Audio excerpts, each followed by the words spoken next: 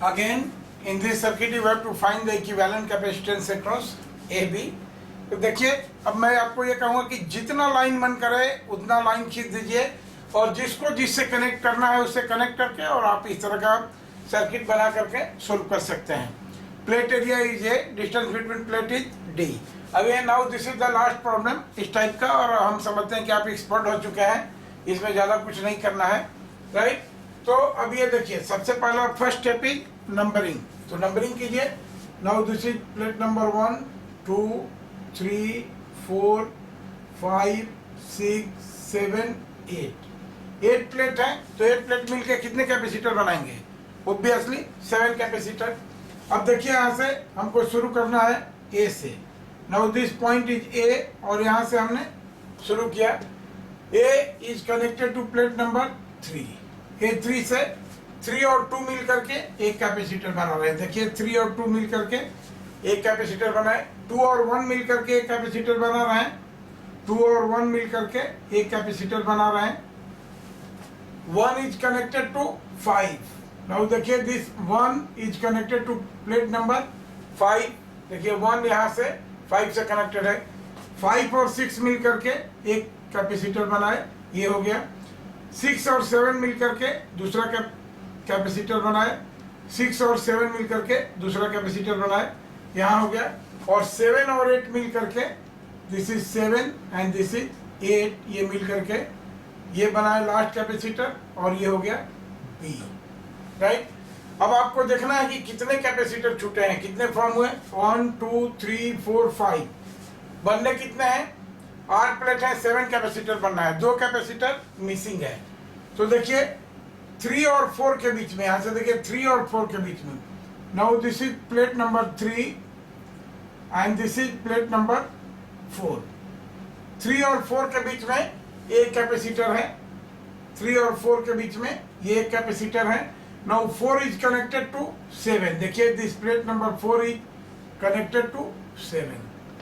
यहाँ से 4 कनेक्टेड है 7 से, ये हो गया सर्किट. फिर भी एक कैपेसिटर घट रहा है, तो 4 और 5 के बीच में भी एक कैपेसिटर है. This is 4.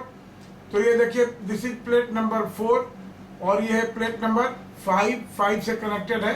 तो 4 और 5 के बीच में एक कैपेसिटर हो गया हमारा. Now this is the equivalent circuit. देखिए, ये मेन है, हमने ये इक्विवेलेंट सर्किट बना दिया. अब इसको सिंप्लीफाई करना है. देखिए कैसे सिंप्लीफाई करेंगे, बहुत ही सिंपल है. आप देखते जाइए, वेरियस पॉइंट को लेते जाइए. ये सारा जितने कैपेसिटर जैसे कनेक्टेड है AB के क्रॉस, उनको रीअरेंज करना है. अब ये देखिए, यहाँ से सबसे पहले हम इसकी बात करें तो अब इसमें डिफरेंट मटेरियल करेंगे. जैसे देखिए, ये पॉइंट अगर AB, बाकी सबका तो C है ही, ये पॉइंट को हम D कहें और इस पॉइंट को हम E कहें, राइट. इस पॉइंट को हम F कहें. अलग अलग नाम दे दीजिए जितना भी ये है. तो सारा हम रीअरेंज कर सकते हैं AB के क्रॉस. देखिए कैसा बन रहा है circuit. Now this is A, this point is A. देखिए, और A से F के बीच में ये 2 सीरीज में है, 2 सीरीज में है. तो वैल्यू भी लिखते जाएंगे. अब इन 2 सीरीज का इक्विवेलेंट कैपेसिटेंस क्या होगा? C/2. देखिए, ये A से F के बीच में this point is F, this point is F. तो A और F के बीच में ये दोनों हो गए, ये दोनों सीरीज में है. तो सीरीज में है तो क्या हो जाएंगे? C/2. तो इसका वैल्यू लिख दिए कि दिस इज C/2. ये कैपेसिटर हो गया. अब चलिए, F और D के बीच में एक कैपेसिटर है. F और D के बीच में this is F and this is D. This point is D. F और D के बीच में एक कैपेसिटर है जिसका कैपेसिटेंस है C. D और A के बीच में एक कैपेसिटर है. देखिए, ये पॉइंट A है और ये D है. देखिए, D और A के बीच में एक कैपेसिटर है जिसका वैल्यू है C. आ गए यहाँ तक. अब देखिए, F और E के बीच में, देखिए यहाँ से ध्यान दीजिए, D और E दोनों एक ही पॉइंट है. ये ध्यान रहे, D और E दोनों शॉर्ट सर्किटेड हैं. This point is D and E, दोनों एक ही पॉइंट है डी और ई, राइट। और देखिए ए फॉर ई के बीच में, ए फॉर ई के बीच में, ए फॉर डी के बीच में ये कैपेसिटर था, और ए फॉर ई के बीच में देखिए ये दो कैपेसिटर का कॉम्बिनेशन है, राइट, दोनों सीरीज में है, तो क्या हो जाएगा C/2। तो ए फॉर डी के बीच में इसका कैपेसिटेंस हो गया C, और देखिए यहाँ से ए फॉर ई के बीच में ये ए कैपेसिटर अगर लिखते हैं जिसका कैपेसिटेंस है C/2, तो ए फॉर ई के बीच में ये कैपेसिटर लिखे जिसका कैपेसिटेंस है C/2, राइट। ई तक पहुंच गए, और देखिए यहाँ से ई और बी के बीच में एक कैपेसिटर है ये, now this point is B जिसका वैल्यू है C। अब देखिए सारा इक्विवेलेंट कैपेसिटेंस हमारा इस तरह से हो गया। अब हम क्या करेंगे, इसको अगेन सोल्व करेंगे। तो देखिए ये कैसा हुआ, देखिए C/2 और ये C/2 और C कितना हो जाएगा, C plus C/2, C plus C/2 which is equal to 3C/2। तो देखिए इस C/2 के साथ सीरीज में है 3C/2 यहाँ, देखिए यहाँ से, तो क्या हो जाएगा ये हमारा कॉम्बिनेशन। देखिए एक लाइन में कैसे लिखते हैं, ये सर्किट सोल्व करने का तरीका है जिसको आप देख लीजिए। Now this C/2 in series with 3C/2, तो क्या हो जाएगा, देखिए पहले ऐसा लिख लिया C/2 in series with 3C/2, और ये पूरा कॉम्बिनेशन है पैरेलल C। देखिए पैरेलल C यहाँ आ गए, और ये पूरा कॉम्बिनेशन सीरीज C, ये हो गया। एक लाइन में हमने ऐसे लिख लिया पहले इसको। अब चलिए इसको सोल्व करते रहिए।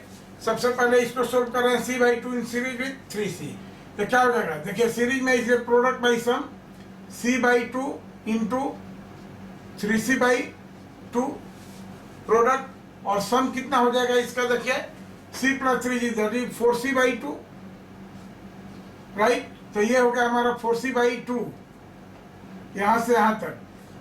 देखिए ये C/2, देखिए इसको कटाते हैं, ये C/2 कट गया इस C/2 से, राइट। और पैरेलल टू C है, तो पैरेलल का क्या होता है plus C, right, plus C।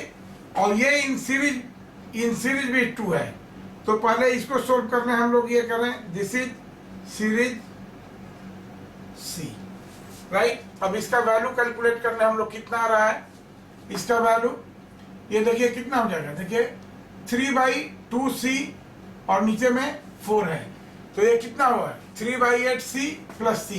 देखिए this is 3/8C plus C, कितना हो जाएगा 8 3 11/8C।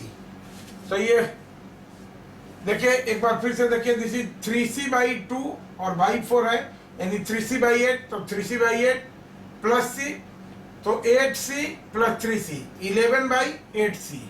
ये हो गया 11/8C in series with C।